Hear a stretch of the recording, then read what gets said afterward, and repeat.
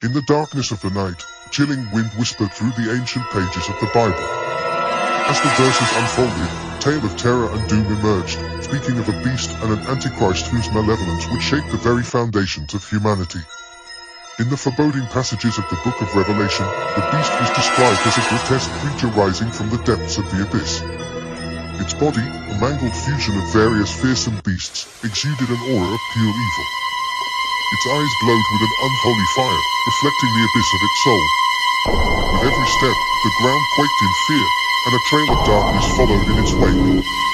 As the beast unleashed its reign of terror, the Antichrist emerged from the shadows, a figure shrouded in sinister charisma and deceit with honeyed words. 3, 2, 1. Hello everyone, it's Isaac here. And today we're going to talk about a topic on the question, what does the Bible say about Jehovah's New Jerusalem in 2 minutes, okay?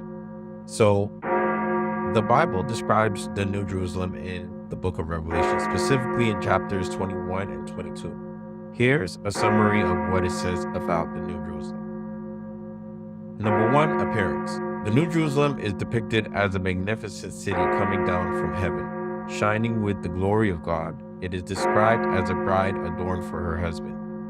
And number 2, dimensions.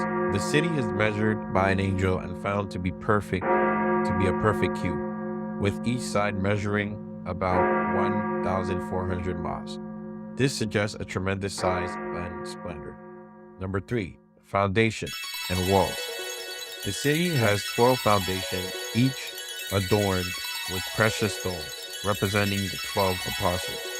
The walls are made of jasper and the 12 gates are made of pearl, with the names of the 12 tribes of Israel inscribed on them. Number 4, glory and inhabitants. The glory of God illuminates the city, and there is no need for the sun or moon. The city is inhabited by the redeemed and righteous, those who have accepted Jesus as their Savior. They will dwell in the presence of God, and He will dwell among them. Number 5, no tears or pain. No more tears or pain. In the New Jerusalem, there will be no more sorrow, crying, pain, or death. It will be a place of eternal joy and peace. Number 6, river of life and tree of life. In the center of the city, there is a river of the water of life, clear as crystal, flowing from the throne of God. On either side of the river is the tree of life, bearing 12 kinds of fruit and yielding its fruit every month. The leaves of the tree are for the healing of the nations. Number 7, God's presence. The Lord God Almighty and the Lamb, referring to Jesus, will be in the city, and they will worship and serve them forever. God will wipe away every tear from their eye, and they will reign with Him forever.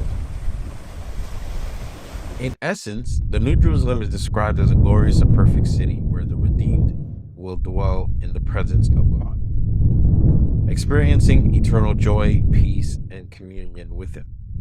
It represents the ultimate fulfillment of God's promise to His people. All right, guys, thank you. Have a good day, and I'll see you guys later. Enjoy. Our Father, which art in heaven, hallowed be thy name. Thy kingdom come, thine will be done, on earth as it is in heaven.